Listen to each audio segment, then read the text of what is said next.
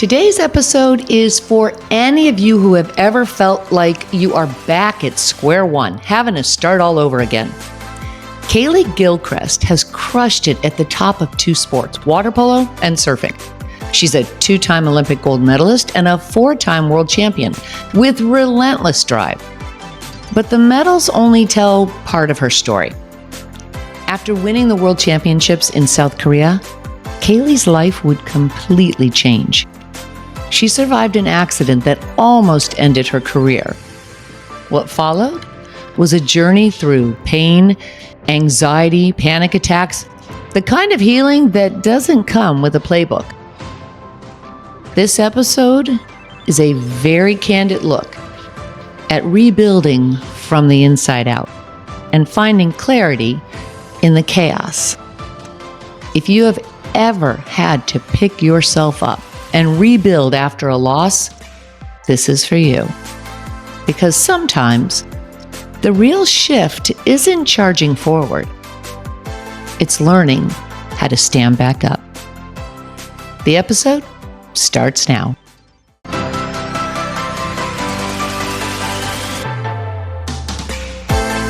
Welcome to Shift or Get Off the Pot, the podcast that helps you get out of your head and into action so you can make your dreams your reality. Let's get to it.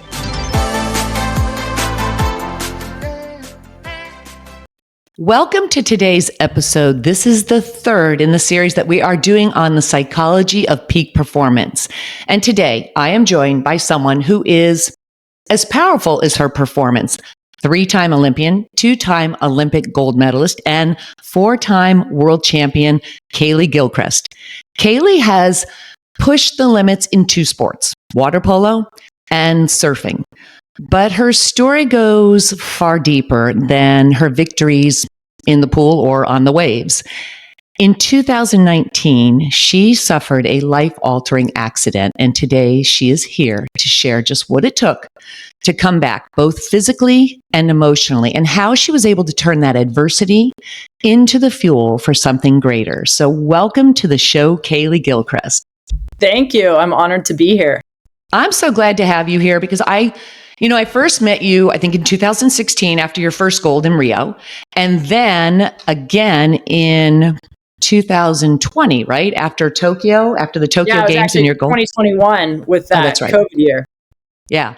And I will say there was a little bit of a difference. I mean, definitely some more maturity, but it was after you had gone through some things in your life and made some, quite a few changes. And I do want to get into that story and what it took for you to come back. But before that, because this episode is all about the psychology of peak performance, I want to talk a little bit about your road to becoming a pro athlete and an Olympic athlete. And I know that you are a great athlete. I know you have a competitive spirit, but there are a lot of people that are really good athletes and they're competitive, but they just don't make the cut. So what do you think was the difference for you? It's almost cliche to say, but it really is the mindset.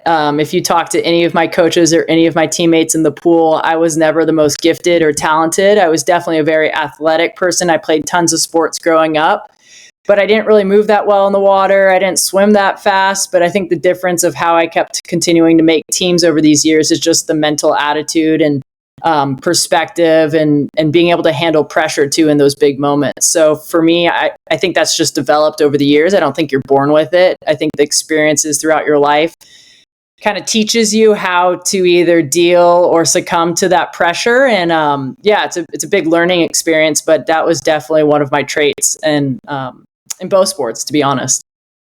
It's interesting that you say you weren't one of the best athletes in the pool, but yet it was that edge, that mental edge, because I think a lot of it is really being able to give yourself that slight edge and maybe dealing with the pressure, because that's huge. Being able to deal with that pressure and come back and come back and come back over time makes a big difference. And we see it across everything. It's not just sports, but you see it even singers. You look at, people that are great artists and yet they never really quite make it. So it's got to come down to that mental edge. Did you work with a sports psychologist? Was it mostly with your coaches, or was there anyone in particular that you felt was probably the one that influenced you the most? I don't know. No, not in particular. I mean, I definitely worked with a lot of people. I'm somebody who always has done extra, whether that's, after double days going in the gym because I wasn't happy with the shape I was in at the time, or whether it was extra stretching, extra mental work, podcast, books, like you name it. It's hard for me to commit, but once I commit, I go all in, which I think is a blessing, but sometimes it can hinder your performance or be tough after the fact, which I'm dealing with now that I retired. But and I think it's a lot of trial and error. You can't just be stubborn and be like, this is the way I'm going to do it. You need to be able to know yourself first and then know what works well with you. So I've gone through in my surf career a lot of different coaches, a lot of different styles, trying to figure out what works, what didn't, maybe take some good things from a coach or a style and bring it with me to the next person I work with. Again, with sports psych, the team used a sports psych. So we were with somebody, for the 10 years I was on the team, but knowing that's like, okay, he brings something to the team. And I was the person that was like, I want to bring somebody completely outside. So he doesn't understand the team. I think there's benefits of both, but like I wanted to bring somebody outside. So I worked again with somebody completely separate. And then I dove into therapy work and CBT therapy and EDMR as well after my accident. So really, I can't just say one person helped me get me to where I am, but I think it's just so many people, and even the coaches or maybe the therapists that I didn't use for the longest time, I still got benefit from them. And it wasn't like there was never these harsh ending. It was like, okay, it worked during that time, or maybe it didn't work. Now it's time to move forward and evolve and try something new. So again, there's been so many mentors of my life. And I think that's a really big theme for me, is just the mentorship and how lucky I have been to have these leaders that I can look up to and role models, and also just friends as well. And then of course I have to say my family. They've been there through it all and have supported in their own ways too. Yeah. And you bring up a good point about really understanding and knowing yourself too, so that you can look and say, okay, this isn't working, or maybe I need to make some adjustments here. What was the training like to become an Olympic athlete? What's that training like? How often are you training? Right. So for water polo, we always come together. So obviously we call it a quad. That's 4 years in between the games. And always in the quad, we'll come together during summertime. And we'll train with the national team from basically May to about August. And there's usually one big competition a summer, whether it's World Championships, which is the second biggest to the Olympics, an Olympic Games, or a World Cup. And then we'll also do some friendly competitions with other nations or countries around the world. So that was kind of when the team came together. But the year leading up to the games, we call it our full-time year. So it would be basically, if I'm using last year or Paris, it would be May 2023 all the way through August 2024. And we come together and centralize in Long Beach, and we train for 14 straight months with max a week or two off. So that goes 6 days a week. Basically double days. Wednesday and Saturday were our single days. So we're in the gym 3 to 4 times a week, pool double days, and essentially 6 hours a day, sometimes more. And then for an aging athlete like myself, you have to take care of yourself even more so. And I unfortunately dealt with tons of injuries after coming back to the Paris quad that I wasn't really expecting or thinking. I thought I already got through it after my South Korea accident. But I had 2 surgeries, a lot of scares. So for me, I really had to dive into doing the extra work when, maybe with the Rio quad, it was extra running, and now it's extra stretching, but really add in some coaches outside to help me with my body to make sure I could heal and stay healthy for the games. Did you ever feel like, before the accident, right? But when you were still, training to get to the Olympics, first and foremost, even to the 2016 Olympics, did you ever just go, enough's enough? I'm so over this training. I just want to enjoy the surfing, forget going to the Olympics for water polo. I'm done. Did you ever get that feeling? I got it earlier in my career way more often. I think that was definitely a theme, even when I went to USC to continue my education and play water polo there. That's a big moment for your surf career after you age out at amateur, which is usually 18. Now it's changing. Now there's professionals at 14 years old. But usually it's amateur, and then you go in the qualifying series. So I was in my dorm room at SC, kind of struggling with school, being away from home, water polo, and I'm watching some of my closest friends travel the world and qualify for the championship tour and become professional surfers and live this lavish lifestyle. And of course, the grass is always greener. But so that was a really big point of my life. And I actually wrote an email to quit. I sent it to my parents and they said, hey, just stick with it for 1 year and then we'll reevaluate after this year, like make it through one season. I said, okay, as long as I can move into the sorority house and out of the dorms. So that was the deal. And of course I started getting more playing time, like, okay, this whole college life and water polo is kind of cool. And then you fast forward to when I was going to graduate college, 2014, I thought it was my time to finally go on the tour and hopefully become a professional surfer on the world tour. And that's right when Adam Krikorian, our head coach, sent us an email and invited me to the training camp for the national team. And I was never involved in the pipeline programs. I was always surfing when I wasn't playing water polo. So I went and I had a feeling, I had a good result and was going to maybe make the travel squad. And I actually sent him an email. I was like, you know what? I can't commit yet. I have a couple surf contests. I just really need to see how these surf contests go. Thank gosh he was cool and he invited me to the fall camp. And needless to say, those surf contests were kind of lackluster. And I think when I got the second invite, so this would have been fall of 2013, I was like, okay, I'm committing. Like, this is it. My goal is to not only make the team, but like win a gold medal. And I think, like I said, it's hard for me to commit. Well, once I do, it's game on. So once I made it through those bumps, and again, happened many, many times after that. But once I committed, training for me was fun. Like, I rarely was like, oh, here we go again. Of course, like, I'd be lying to say that there weren't tired days or there weren't annoying, frustrated days, like being with a bunch of women. Everyone can get on your nerves here and there. But for the most part, I was excited and I would jump in and not really, dread going to the pool. So for me, when I finally committed, it was a really enjoyable and fun process. I love that you use that word the commitment, because when you do commit, it's making a decision. And when you make a decision, that changes everything. The whole mindset begins to shift. So I love that you used that word. Was it something that the whole team, though, too, also said, look, this is it. We're going for gold. There's just no way around it. Yeah, I think that's what has made the program so successful. We talked about our dreams a lot, and it was winning gold, of course. And I think we were very honest about that. And it's scary to put that out there in the atmosphere and then maybe come short of your dreams. But once we kind of got that out and was like, hey, this is why we're here, is to be the best in the world. Then we kind of broke it down into very smaller goals. It's like, okay, the process. We show up, we work hard, and we trust the process and trust our coaches and our teammates that they're doing what they need to do to get us to be on the top. So we would have these big kumbaya meetings, but also a majority of the time it was like, no, you're going to finish that rep completely through and you're going to give your 100% effort. And that started building trust and building skill and kind of skyrocketed us until the success we had.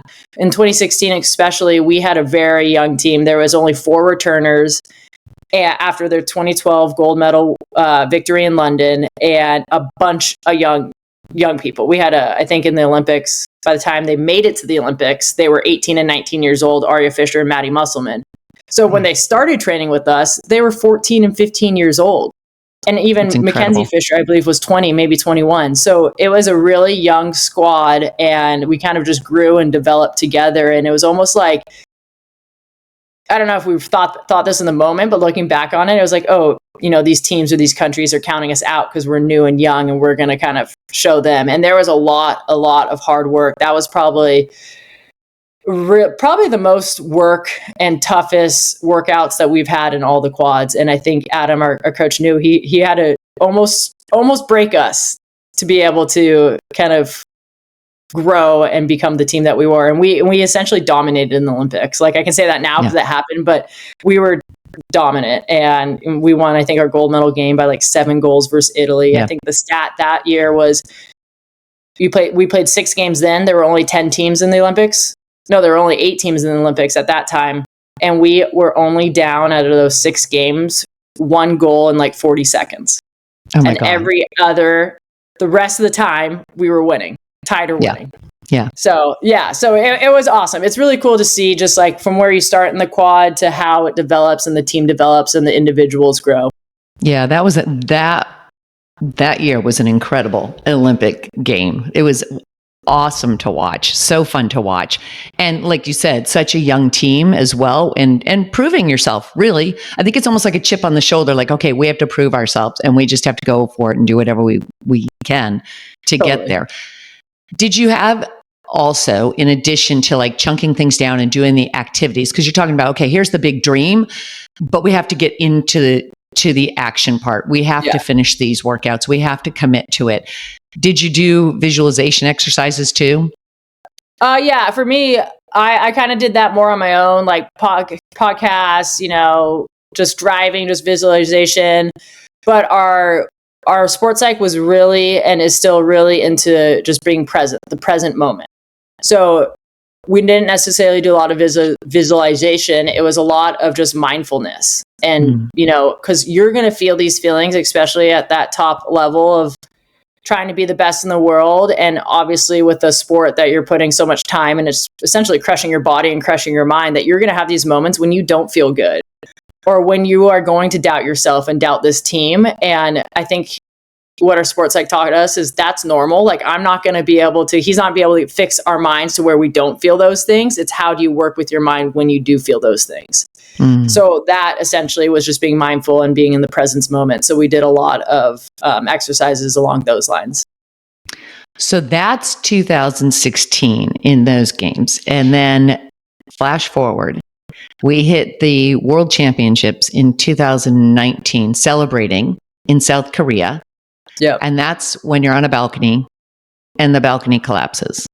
Yes. So take us through what happened, what you were going through, what was going through your mind. And did you remember things? Were you conscious of it when it happened and once you hit the ground? Yeah, I almost wish I wasn't. But yeah, I remember a decent amount. So we were in South Korea, World Championships. Obviously, we want to win World Championships because it's the second biggest tournament to the Olympics. But also, it's like you're setting the standard going into that Olympic year. So we're playing Spain, who is a huge rival of ours, in the finals, and the team just went off. Like, it was an insane performance. Everyone played out of their minds. It was pouring rain, just like one of those games that you just like live for. Like, this is why we play, is for moments like that. Like, everyone's fist pumping left and right. I think we beat them by 6. I think it was like 11-5, maybe. And then after, like, it's notorious, the last night of a tournament, you go out and you let loose and celebrate. Everyone's just so much pressure over 2 weeks. World Champs is an every other day type of game. So it's a really long tournament. And everyone looks forward to the last night. So usually we go to dinner that's hosted by, friends, family, sponsors, and then we find out where the rest of the aquatics world is going, and we get to go and obviously celebrate with our team, but also get to spend time with our friends on other teams that we've grown up with playing in university or maybe abroad that, of course, you don't really get to hang out with when it's game time because we're all competitors. So we were having a blast, and luckily, most of the team left by then because it was pretty early in the morning and we were flying out the next morning to go back home. So it was only a few of us left, and we were up top on the balcony and dancing, and it collapsed. And I kind of remember falling, but being really confused, like, what's going on? And then hitting the ground really hard. A teammate, Paige, landed on me, and I vividly remember trying to push her off as I noticed that I was stuck. My left leg was stuck. So I was trying to, with all my might, wiggle my leg out. And I think that's where a majority of my injury came from. Then it gets a little blurry. People helped me out, carried me out to the curb. And that's when, like, ambulance is coming. And mind you, it was raining too. So it's just like the most dramatic scene you could ever imagine. And I remembered I never looked down at my leg because I was worried I'd freak myself up. So I was just staring up the whole time. And luckily, the men's trainer was still around down the street. So he came running up, took his belt off, tourniquet my leg, got into the ambulance with me. I was the first to go because I was one of the most injured. So went off to the South Korean emergency room, and essentially they were able to stop the bleeding and then kind of put some liquids in me that we didn't have surgery until the following morning at 8 a.m. But I'm in the ambulance. I'm FaceTiming my family. Like, that's obviously the most scared phone call they've ever received, being like, I think I'm okay. Like, I think everything's okay, but I'm not quite sure. Like, there was moments there where I didn't know if I was going to make it or not. But then as time went on, I was like, okay, I'm going to be okay, but I don't know the extent of this injury. And of course, everyone's talking like, there was rumors I broke my leg, and then there was rumors my nerve was damaged, and I didn't even know what to believe until we got to the hospital. And then you're in a hospital, but everyone speaks Korean. I was going to say, you got a big language barrier. There's this crazy language barrier that just adds to the drama and the trauma. Mm-hmm. And then by that time, it was like, hey, what was going on after? Like, I was obviously just focused on my health.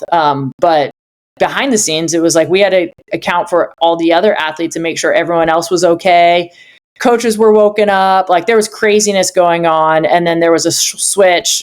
Men's trainer left, our trainer came, our doctor that we traveled with came, our team manager was there. A couple of teammates stayed with me, and that was, I think, saying goodbye to them because they had to leave because their flight was taking off before you know it. Like, they had to get home, pack up. And I think saying bye to the two of them was like the harsh realization, like, oh my gosh, I'm being left in a foreign country and I don't know what's going to happen. Like, I don't know if I'm going to ever be able to move my leg again. So that was a very memory that was imprinted in my mind. And then also, again, I was so fortunate to stay with our trainer and our doctor who stayed back with me. Went into surgery, and that was crazy in itself. Like, going up in the elevator, not really knowing, not being able to communicate, going into like what you would imagine, like just straight out of a movie. Like, the tools were set out on the table. It was a stainless. Like, you were awake for all that? Yes. They hadn't put you under? It was really frantic when they moved me to go. And I remember, and I think that's a lot of my PTSD came from, but there was a moment in the elevator, freaked me out. Like, I think I was finally like sober enough to realize and started panicking. And they put me through, this is a crazy story, but they put me through, and I guess this is normal in some countries. It's basically like a giant stainless steel elevator. And all they were tapping me was saying, wind, wind. I was like, what does wind mean? Like, I'm so confused. And they just blast the super loud wind. And I guess it's a way to get some particles like dirt and stuff off of you before you go into the emergency room. And I had no idea what was going on. So you're alone in there with them. You don't have your team doctor with you. No, my doctor got pulled away and he had to go scrub in. And he's like, I'll be back. And I was like, I don't know why, but it just got really frantic. They were moving me really quick. And then, your mind spirals. And I'm like, why am I moving so quick? Is this because it's an emergency and something's going on? Is it life-threatening? Yeah. Exactly.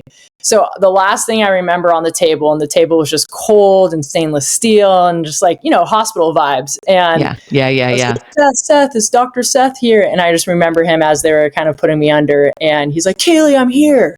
So I guess hopefully there was some comfort as I was going under, knowing that Seth, our doctor, was there and he scrubbed in and watched the surgery. But I just can't imagine. I mean, that you're not under anesthesia going up to that point. And that was one of the many crazy stories that happened. Like, I could talk for an hour or 2 hours about what everything went down, but I think I share that one just because of like, it was just frantic, and that, foreshadowing what I went through in the next year, it all makes sense.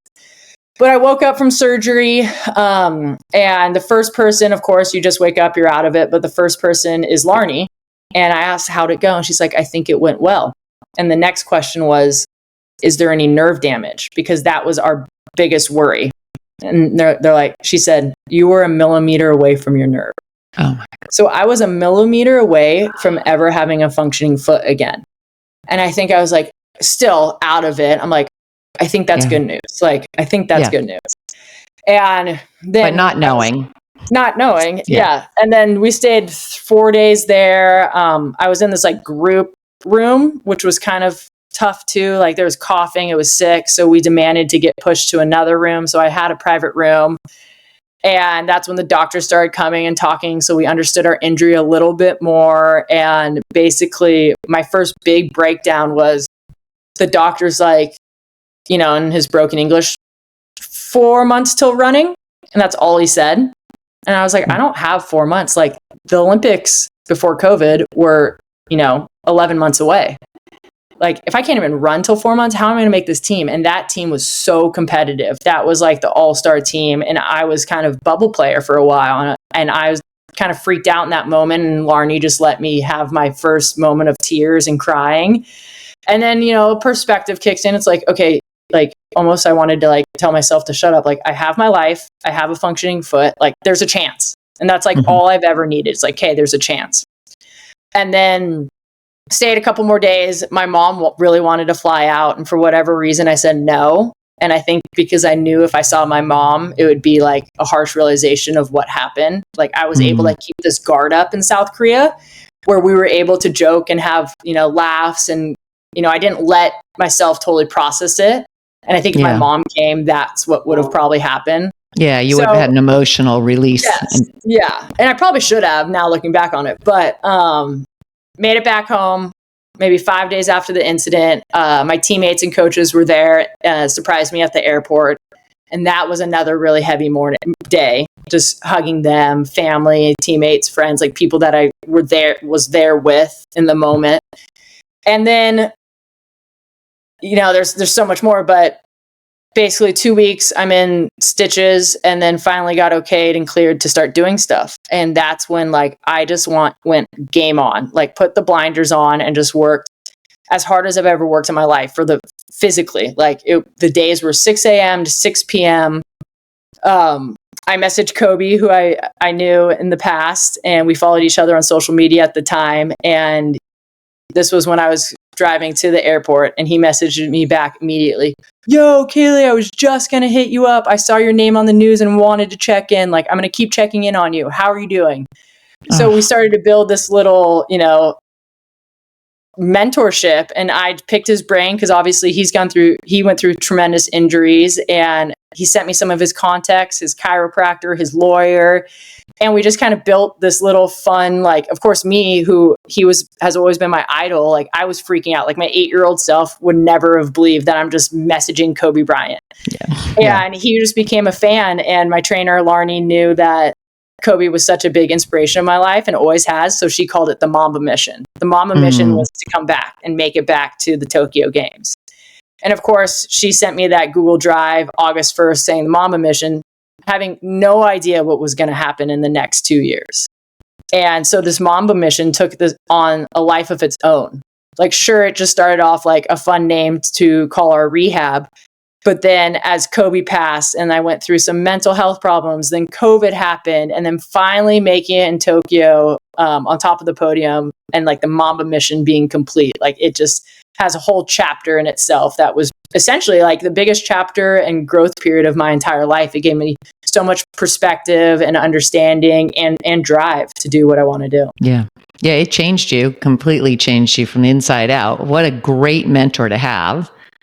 But then to pull all of that together and then just to go for it. So going for it physically is one thing, but mentally, let's get into what happened for you mentally, because what you're talking about early on in a foreign country, don't speak the language, and then having this experience where you're in the elevator, you're being wheeled into surgery, but you're completely aware of everything that's going on.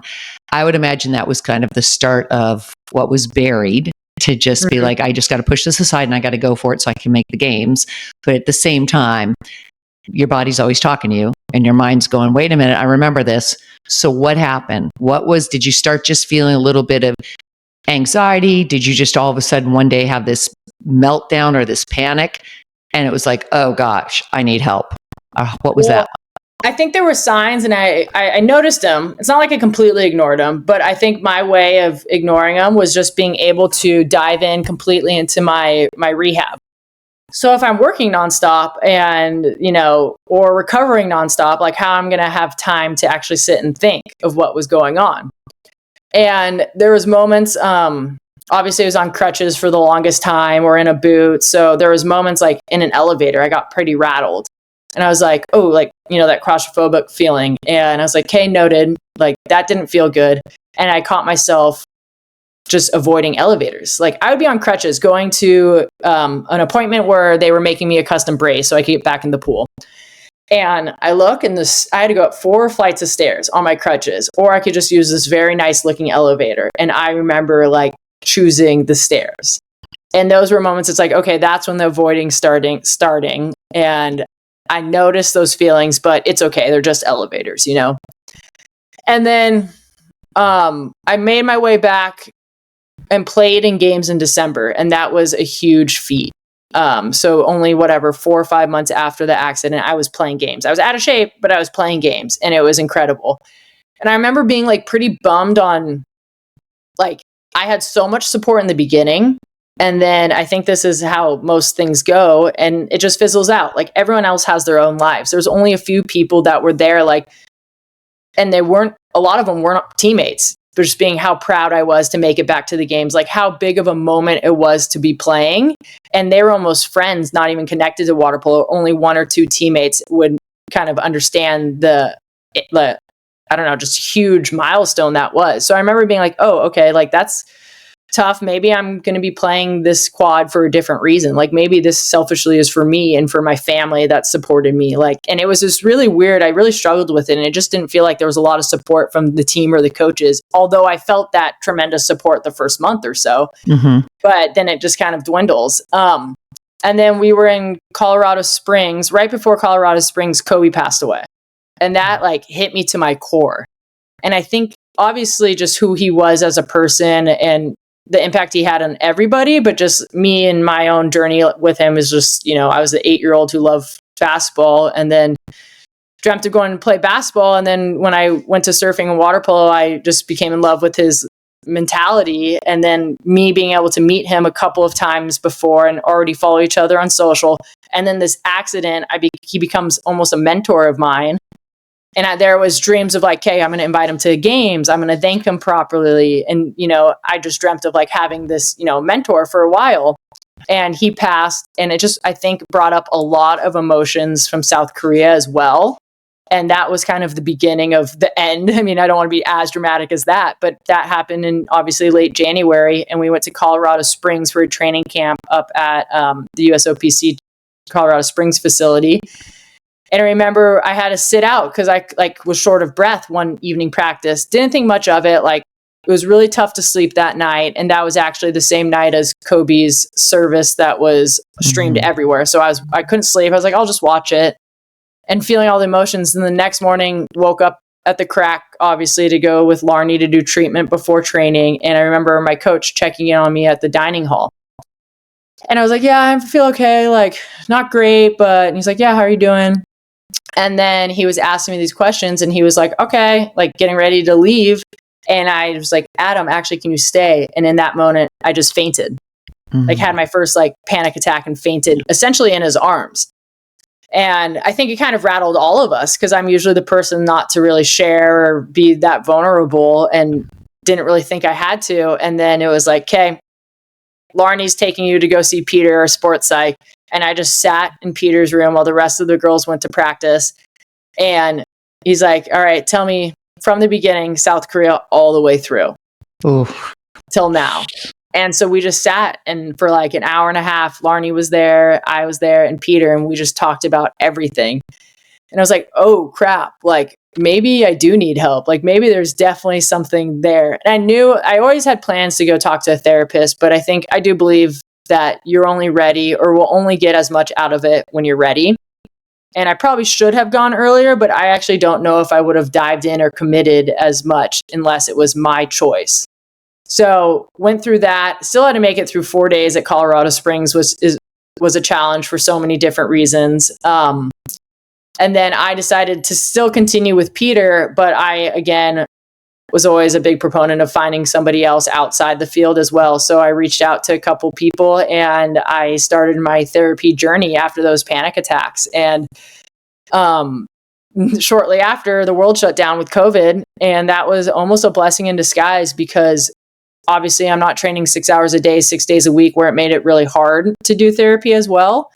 I had all this free time. So I went all in. I was seeing Peter once a week. I was seeing my other therapist, Shauna, once a week doing CBT. I saw Dr. Perry for EDMR. Like I was doing everything. And then they give you homework too. So essentially my days were just filled of doing exercises and homework and talk therapy. And it's not fun stuff. Like I had to do exposure therapy. I'm sitting in a janky elevator down the street for an hour a day, first on the phone with my dog, then you got to leave the phone in the car, and you just have to, it's really challenging. And obviously an elevator brings back so many memories, and it's a place that I'm not stoked on, but I push myself in a way that I've never pushed myself before. And to say I'm healed, I don't think that will ever be the case. I think this is a part of my journey, but I have the tools whenever I feel those feelings come again, knowing that I can get through it. It's just fascinating what the mind is capable of doing and how much it records and where it can just send you into this almost like spiraling. And a panic, I mean, I've had a couple of panic attacks, and I was 7 months pregnant with my fourth child, and I had the other 3 young ones, and I would not get in the elevator. We walked 8 flights up to go to the dentist. And I didn't have an accident, but this was just this, I think, overwhelming responsibility of what I was feeling like, oh my gosh, if something happens, I only have 2 arms. How can I help everybody? Yeah. And that was so simple. But if you're in an accident where you don't know if you're going to be walking again, I can't imagine just how much that would rattle you to the core. And especially being in a foreign country, but getting in an elevator, I can so clearly see where it makes sense that you would not want to get in an elevator. That I'd be like, okay, I can't even do it. I can't even go through that, but not even knowing it. It's like once that panic hits, you can't get yourself out of it. It's just kind of like, I'm going down. And then, and that is hard, but I applaud you for doing all that work, because you're right. That is hard work. That's a lot to have to go through. And it is common for so many people to just, like you did initially, I'm just going to head down mode, busy, train. So I don't have to feel these emotions. But I think you're right in that you're ready when you're ready, and you wouldn't have gotten as much out of it, or you probably would have just kind of brushed it aside. And who knows, you might have still been having some of those issues. Totally. And that's probably the thing too that helped you really, though, get ready, like strengthen yourself and get ready for the games. Don't you think? Yeah. I mean, I think, for sure. I mean, it changed me as a total, my whole personality changed in a way. Like I was a pretty hard person and trained, and, and that accident and everything that followed, it kind of softened me and opened me up a little bit more. And I was a little slower, more patient, understanding. And I think the reason why is because of that, like because of the tough times I went through, I think I was able to give others some grace and give myself grace. And then also just having perspective of how quickly things can change and understanding that too. And, there's so much, I always had a little bit of that, but just understanding that there's so much more than just sports. Yeah. Yeah. So interesting. So sports was almost like icing on the cake. So when I was able to come back and do it, it was really, really enjoyable. Oh, I'm sure far more rewarding for you. Yes. Far more rewarding. So that's okay. So then you go to 2020, you win Olympic gold again, and then you go to Paris. And then after Paris, that was it for you, right? You decided, okay, I'm hanging it up. Yeah. It was really, I mean, you dream of the way you're going out, and I only dreamt of us winning in Paris. Like there was just no way we weren't going to win. And maybe I had too much trust. But we lost in heartbreaking fashions. Like we lost, I think the stat that was sent, games are 32 minutes. And in the last 2 games, we were leading or tied for the entire time, but 1 second. Because we lost in a shootout, which means when you get tied in regulation, you go to a shootout. And then in the bronze medal game, we had a big lead and just blew it. And they scored a goal with literally buzzer beater goal. Yeah. So losing in heartbreaking fashion. And I think that's thrown me through a loop. And I'm going through almost not the same things, similar things of what happened in South Korea, but definitely a journey. And it's almost been a year, and I still am like heartbroken and angry. And all these emotions that I know I got to work through. I don't want to just throw them away and then have them kind of come out later on in life. I've already done that, and I know how that works. So I'd imagine we're going to go to Paris. We're going to win gold, and I'm going to retire, and I'm getting married 2 weeks later, and life is going to be perfect. And that's exactly not what happened. So, and it was really tough because Paris probably was probably the most enjoyable Olympics. Just friends and family being out there, and just the vibe, obviously being in Paris in France is beautiful. The village, just everything was just coming together perfectly until it didn't. Yeah. So I already made the decision beforehand that I was going to be done. Married Tom, and we can't wait to start a family in the future. But there's always I don't think you're ever really ready to retire. In my mind, sometimes I I'm like, should I have a baby and come back? And I'm like, okay, you either just have to go for that, do that if that's what I really want, or just actually be okay of just being done. And it's okay to just be done, but accept it and don't have this 1% false hope of coming back. So, it's been a challenge for sure. And I think there's still, again, like I said, so much sadness from Paris, and so many people move on, family moves on, friends move on. They thought it was the most killer trip ever. But for somebody that sacrificed, so many years of their life to that program, and to hopefully to win and then not do so, and just all these mixed emotions, and even comparing emotions to what you think your teammates are feeling or going through, which isn't fair either. It's just been tough. So the girls started back up a week or two ago for the national team, and I was not there. And it was this kind of sucks, but at the same time, I'm doing some pretty cool stuff on my own too. Pretty cool stuff on your own, but is there still, are you kind of keeping the door open, or are you I got to shut it? I don't know. I mean, it's the most shut it's ever been. But what's funny is that I think I've retired after every Olympics and somehow still came back. So we all know how that goes. But this is definitely the most shut. Retired letter sent in, there's no talk of coming back. My first priority is having a healthy baby, hopefully soon, and then we can reevaluate. But that would be a whole nother journey. Other Olympians have had a baby and come back and gone to the Olympics. I don't know. You wrote a letter to quit once before. You were going to stop after Rio, weren't you? So who knows? Maybe you'll be back. Okay, so let's talk though about what's next, because you do have Camps for Champs, right? So what's that about? So Camps for Champs, Cammie Craig and I started it back in 2017 when I thought I was actually done, like you mentioned. And it was basically a way for us to continue to be a part of the sport, because the sport has been so good to the both of us and we love it dearly. But we don't have the time commitment nor desire to be a coach. So what way can we still give back and give some of our knowledge to the youth? And so we came up with this idea of Camps for Champs. The reality is we only do a couple a year, maybe 2 to 4 a year, and hopefully that we'll pick it back up now, but it's just really fun. It's about 4 or 5 hour camp. And what I think, obviously we focus on skills and drills and the fundamentals of water polo, which is so important. And we have fun. We play some games. But I think what's unique to our camp is we do a lot of classroom work outside of just water polo. We talk about goals, we talk about journaling, confidence building, do some exercises, put these young kids through some vulnerable, uncomfortable situations. But it's really cool to see from when we walk in the door and then just 4 hours later, the growth that these girls have or guys have, and just hearing how excited they are and seeing them push outside their comfort zone. So it's a really rewarding thing to do. It's not full time, but it's a lot of fun. And of course, Cammie and Cammie married Tom and I. She is such a solid person and one of my favorite people. So I'm I got to go hang out with 4 hours with Cammie and coach some kids. Let's do it. So it is really fun. And then the other opportunity that has landed is that I'm the director of surf operations at the new Snug Harbor Surf Park, and which is opening hopefully in Newport. We still got to get it passed by council, but it's pretty crazy how life works. I think I got the call in January, and that's when you get kind of cut off from USA Water Polo.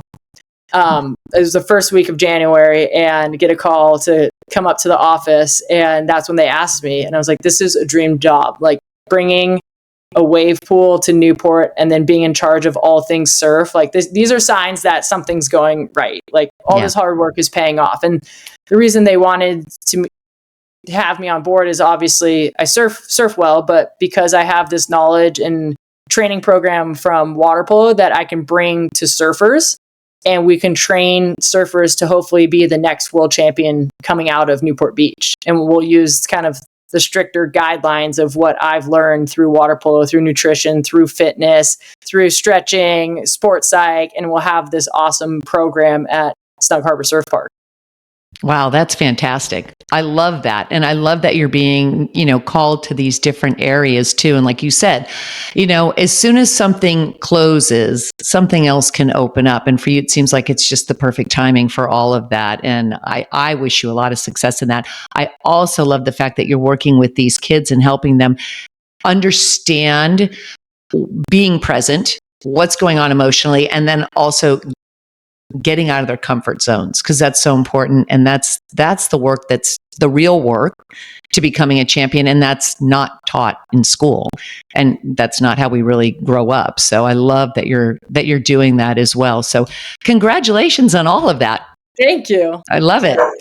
Thanks so much for being here and for sharing your story. I mean, honestly, going through what you went through and knowing that, or not knowing whether or not you're going to walk, or how I'm going to get through all of this, and then being able to not only physically come back, but then just to go through all of the emotions that you went through and staying present, feeling it and getting through all of that. Such important work, such important work. So I thank you so much for sharing that and for being here.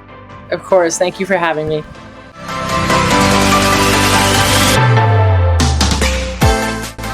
Thanks so much for joining me here today. If you want some help achieving your goals, you can grab the Success Bundle link down below, or head over to my website, kimkellythompson.com, where I have several free resources to help you. If you like what you've heard today, please consider hitting that subscribe button and join me throughout the week for episodes that will help you make your dreams your reality. I'll be back again soon with another edition of Shift or Get Off the Pot.